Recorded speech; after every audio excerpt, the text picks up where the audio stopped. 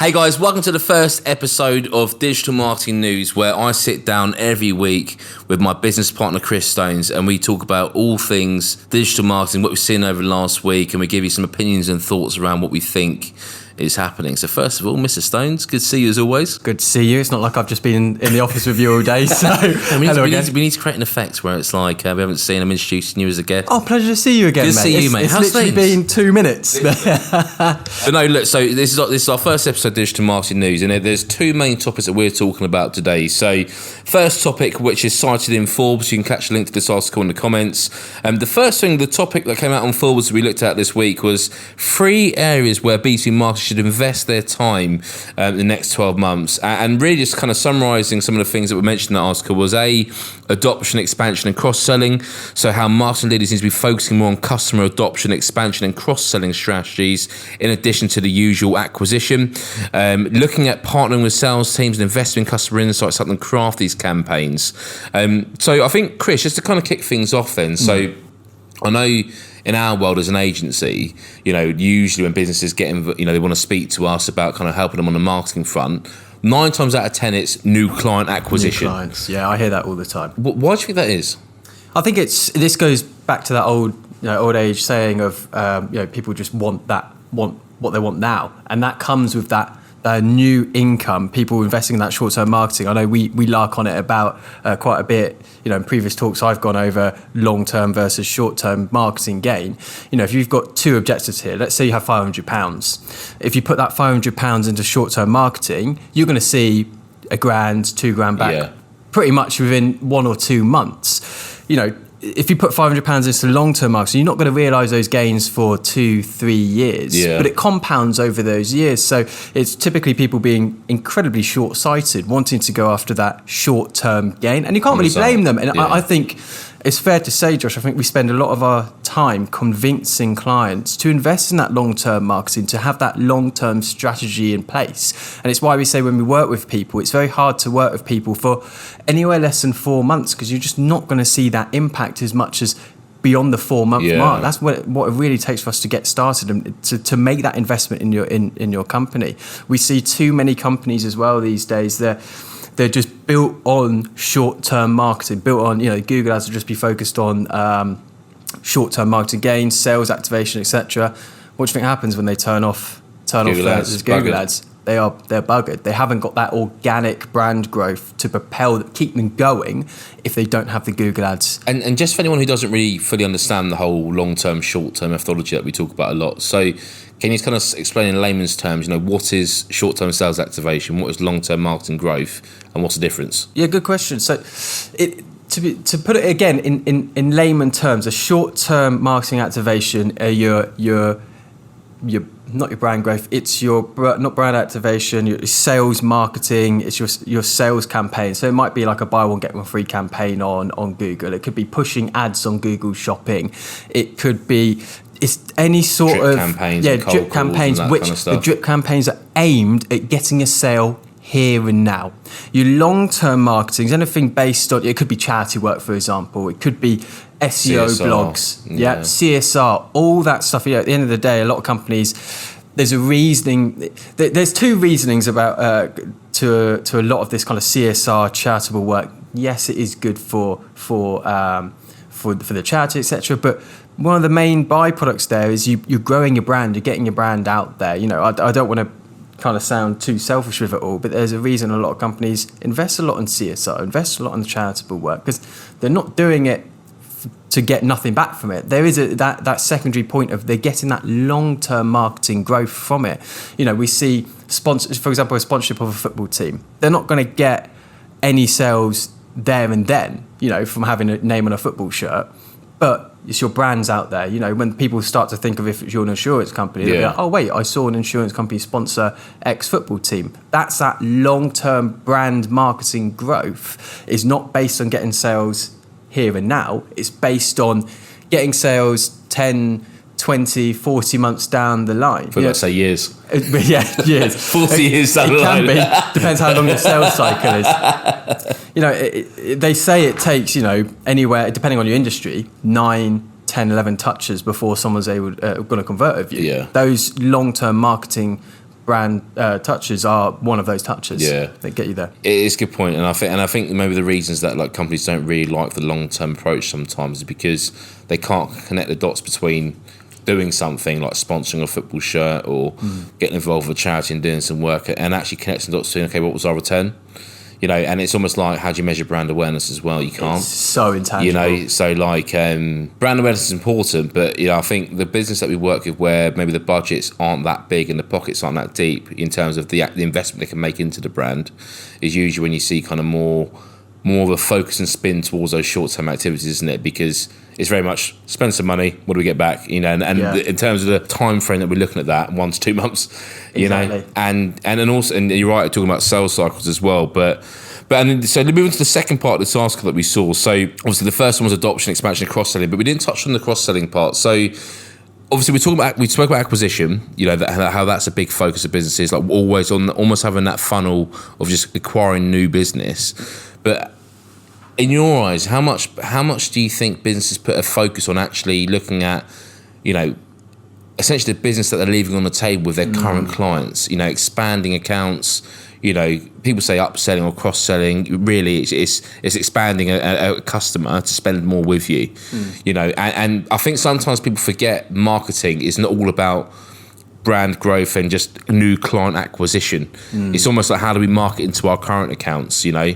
And so what are your kind of your thoughts on that, and maybe where you see some businesses fall over with that? I'll tell you what, I'll start this off because I do believe you're much better equipped to answer this one, being in the sales seat at the time. But from my experience, and this is something that we've both learned, I think, over the last year or so, and it's something that you always say to me, is that second money is always a lot easier to get than first money. I think typically, and you see this with a lot of companies, like Virgin, for example, as soon as you're through the door, you think about a phone contract or an internet contract, as soon as you're through the door, they typically don't give a crap about you, really. I mean, comparing that to our industry is very different. It's very much they sell an item. They're their product and subscription, right? Yeah, they just want you in that's it. When you're a service-based industry, so much of our relationship, our service and our retention is based on building that relationship. And typically in agencies, the way we work, you kind of, the door opens a little bit, and then as soon as you start building that relationship, that's when more kind of work comes, more opportunities come through it. So it's very, especially in the agency world, it's very, if a client comes to you spending X amount, it's never going to be that, you know, long term, it's rarely going to be that X amount forever. So cross-selling in our industry and opening up new avenues is so important. And you're missing a massive trick here, a massive trick of getting this second money through the door. And typically, as you start to expand your own services, and, you know, over the year, I'd like to say we've got a lot better at things we do. We've opened up new services. There's so many of those services that we can then link into our clients. And we hear these pains from clients. You know, for example, as we develop the relationship, you start to hear pain points of, our website's just not generating leads, or we've got a current Google Ads person who's not really doing X, Y, Z. So constantly being on the lookout and having your ears open for additional pain points and things that we can help our clients with. And if you don't do that, you're missing a massive trick. I think, and you're right, and I think there's a big difference between how a service-based business would approach expanding the amount their clients are spending with them into, you know, whether it's selling new services, etc., into those accounts. I think it's different to product-based businesses because, like you said, with service-based businesses, there's a relationship there. So you're usually communicating more. So you got your ears opening, you're listening out for more problems that they're experiencing internally. Whereas like the the Vodafone O2 analogy, where it's like you buy a subscription, then you just another subscription on a book. You know, how often do you call O2 to see how they're doing? And how often do they call you to see how you're doing? They only call you when you're close to your upgrade, right? Yeah. And so product-based businesses, where not in all cases, but sometimes where there's a lack of a relationship, the only way they can really push new products in the form of an upsell or a cross-sell is by just email marketing, maybe getting someone in an account management team to give them a call, you know, with a very, you know, I suppose snake-like, really, hi, how's things going? Oh, by the way, we can also do this for you, you know? Yeah. Whereas in our world, I think, in any service-based business, I think it feels a lot more natural. Yeah, with those product-based businesses as well, you've got to think they've got millions of customers. You're paying, I don't know what, £70 a month, £60 a month. You're not even worth their time really, which is kind of sad. And they quite often operate a process where they kind of hook you in. They get their arms around you, and then they just make it incredibly, incredibly difficult to leave because they don't have that relationship to stick you to them. Yeah. They just make it as pain in the arse as possible to leave their services, unfortunately. So it's very different to what I believe kind of our industry, and I'm sure many other service-based industries are like, where relationships are so important to growing your business. No, completely. The next one as well is product marketing. So marketing teams need to tailor their messaging and position to stay relevant as customer priorities shift. Great product marketing should work with brand marketing to tell a clear and cohesive story about the value of the products and what it sets apart from the competition.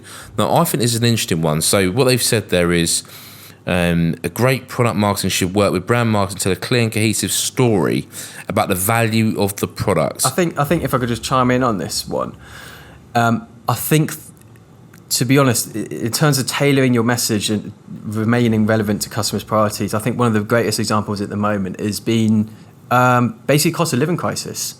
I'm seeing so many marketing messages these days which are aimed at looking after your pounds, how much you're spending. I'm getting loads of, and I know this is the government, but I'm seeing loads of articles about how you can save money on your heating, etc. And there's loads of companies which their value proposition now, more than it was before, is no longer about an extension or an addition service or doing something better. It's generally about how they can be cheaper, which I think is in the forefront, or at the forefront of everyone's mind at the moment, saving those pennies. If you think about everyone's power bills have gone up 30, not 30, like 100, 200% over the last couple of years. Everybody's feeling that pinch. Yeah. And as we see that pinch, especially coming out after the Christmas time, generally marketing messages seem to shift towards that. It's how they're more efficient.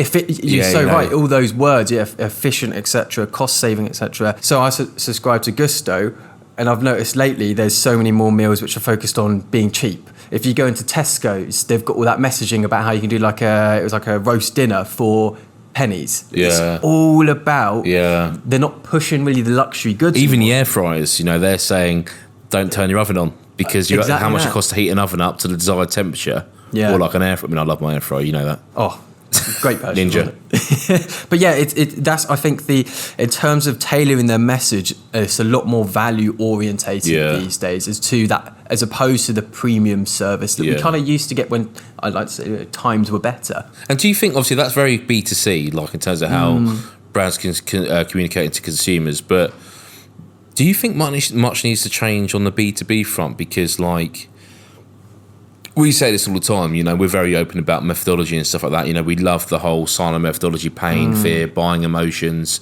the impact of those emotions, etc. Like, in B2B world, all products and services solve something, right?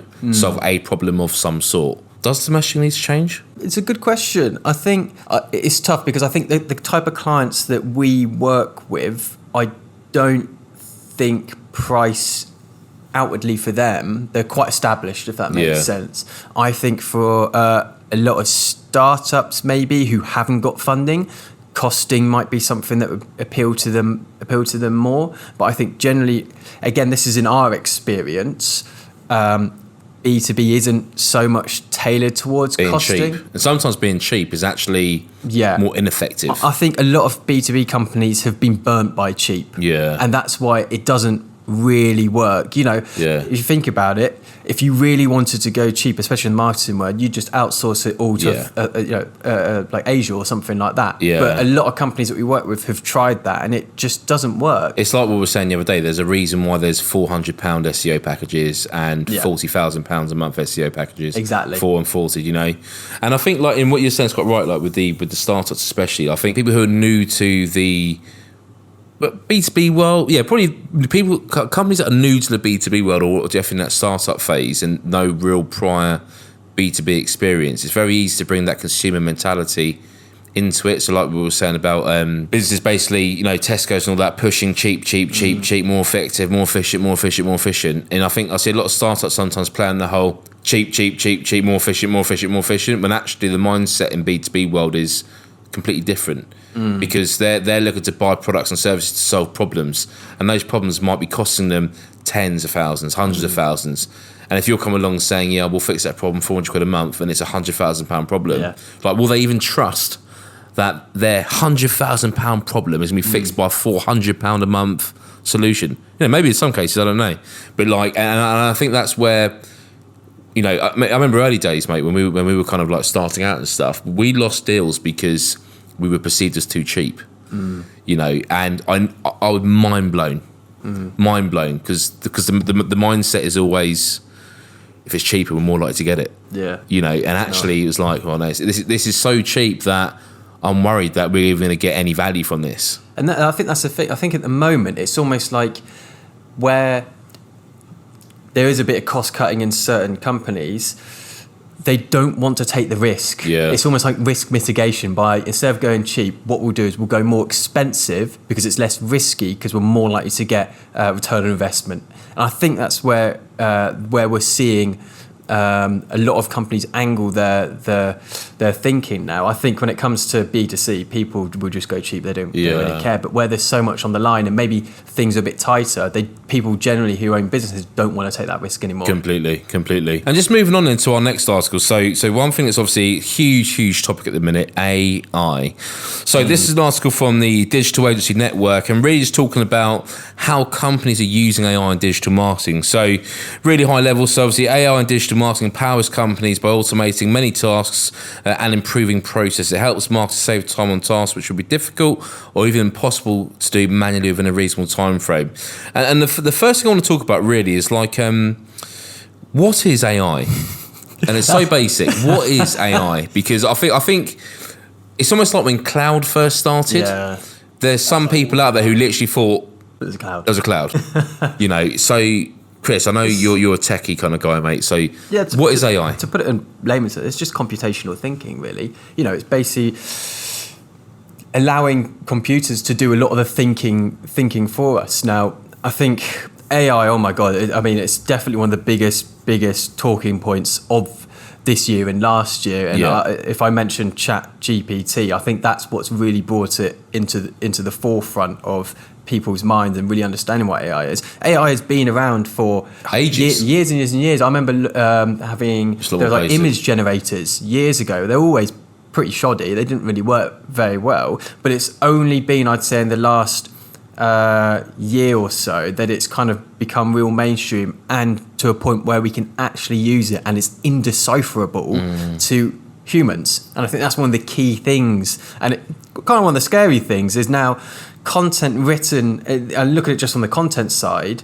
content is now written. You can't tell that's from an AI or not, which is scary. You know, one thing I always say to you is that there might be a point in the future on social media where it's just AI's talking to AIs, if that makes sense. Also an AI news feed. An AI news feed. Being engaged by humans. Yeah, being engaged by humans. Like what it's taken away is, traditionally with Google, we'd have to go and find the information. Yeah.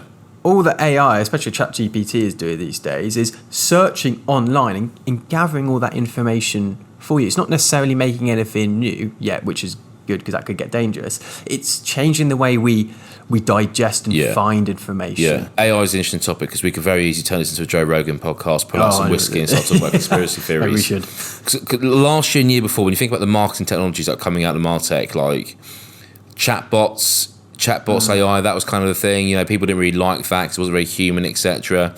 Then obviously ChatGPT lands, and I saw a graph somewhere of like how long it took to get the iPhone to 1 million users, how long it took to get Facebook to 1 million users, and how long it took to get ChatGPT to 1 million users, and it was a matter of days. Oh, it was like one of the fastest adoptions they've ever seen of any sort of tech. So, and I think we were talking about this earlier, but like the reality is the way technology moves, every time new technology like this comes out, it threatens it can threaten industries or it can threaten jobs. You know, and I think humans are very good at living in denial until said thing happens, right? So a good example is like I remember like years and years ago, you know, we used to have factory workers, right? So once upon a time, we don't have factory workers now, but once upon a time, for example, your Colgate toothpaste, someone would be in that factory screwing the lid on. Yeah. Now, if you said to that person who'd probably been doing that 25 years, one day there's going to be a robot that's going to do this for you, and you won't be required. Well, that person probably would have said, no, it's not never going to happen. And obviously, I think that a bit of a denial phase is coming in again with ChatGPT for what it could threaten and what's going to grow into become. No. So what do you think are the biggest threats? And this might cause some controversy, but I think it's important because I think it's not unrealistic what the threats are. Yeah, I think anything to do. I think one of the main things that people are utilising for at the moment is copywriting. Yeah, a couple of copywriters. It's taking away the need to use, not completely the need to use copywriters, because in my eyes AI isn't perfect at the moment, and it might not ever be. Yeah, but having about 80% of the copy done for you, and then you can send a copywriter in to basically tweak it. So in terms of threats for them, it's not so much a threat, it's more an adaptation. Because if they're having to do 80% less work, then they're just going to do 5 times as much as they're doing, and thus the cost will be adjusted to them. So in theory, they should be still doing the same amount of work and getting paid the same. They just have to adapt their role. And this is the same even for our company, where we might not be doing as much copy. What we're doing is we're putting that time into producing better copy for clients or more copy for clients, if that makes sense. And this is the same for many industries where, again, I'm just sticking with the copywriting kind of aspect to it because it's probably the best idea I've got. Actually, one other idea is, so for example, I went to Prague last week, and while I was there, I had a bit of a plan what to do. I literally went on to ChatGPT and I was like, right, I'm here in Prague for 3 days. Write me an itinerary of things to do. And it literally wrote me out a 3-day plan of everything I should do and to see everything, which is phenomenal. So yeah, we're seeing a lot of threats to certain industries, but I think it's more that it's going to allow people to do a more diverse range of things in industries and upskill as well. Yeah. Well, here's a question then, because I completely agree with you in terms of the adaptation, how it can make things like a lot smoother and easier. Playing on that copywriter thing for a second. Now, let's take let's pretend I was a freelance copywriter, and the reason why I want to talk about this is because I think it's going to generate a lot of I'm intrigued to hear opinions, really. Client pays for copywriting services. Client knows ChatGPT exists. Client knows workload of said copywriter now has gone 80% down, and 20% of their time is just on the adapting, etc., etc. Will the value of a copywriter drop? I think if they're producing the same amount of content, yes. If they up the amount they're producing, interesting. No. And it all comes down to, you reckon, an increase in volume to maintain the same cost. Again, I am just. But I'm with you, man. I agree. I don't know the industry. I know a little bit about the industry. Obviously, I'm not a copywriter. I'm actually quite shocking at copywriting. Yeah, I know. But if things are getting faster for them, then naturally, as the industry kind of levels out, more content will start to be produced for the same price as what other copywriters are doing. So the price will generally come down per 1,000 words, but they'll be able to produce more work faster. So I think there'll be a normalisation that will hit pretty soon. And this will happen in a fair few amount of industries, to be perfectly honest, in my eyes. And just kind of wrapping up with one thing, there's 2 things here, but I want to talk on the second one, which is user experience. So, AI has become increasingly important to improve user experience in modern marketing, but it still requires human intervention for the best results. So AI can accelerate the application process and generate new ideas, but it cannot take over the role of humans. No. UX algorithms track user movements and combine customer data with AI to provide a unique experience for each user. So Netflix uses AI to generate a personalised homepage for each user based on their search terms. So that's why all those weird programs pop up on your Netflix thing. I was wondering where they all came from. I don't see them. So maintaining user interest and encouraging them to continue watching. So it's a good point, and I think that's a real kind of basic use of AI, which we've been indoctrinated for years. Amazon, oh my god, I'm addicted to Amazon. They will just happen to show me products which they think I'm going to buy. It works very well, and that kind of base level of AI has been around for years, and we've probably not even noticed realise that we're victims to it. We have been victims. I say victims. We've been around subject AI to for it. years. Subject to AI for years. I think one of the main points I think in developments of AI is that fact that you don't know it's AI anymore, especially in the terms of this communication chat GPT. We're seeing an increase in chatbots which use AI, and you wouldn't know which is good because it's, again, that's another threatened industry. The customer service industry there is going to be changed in terms of you don't need customer service agents anymore unless you talk to them on the phone. It would just be an AI to find all the information for you. I mean, back in the day, you could go on websites and you could talk to a web bot and you could tell it was just a robot. It'd have pre-programmed responses, etc.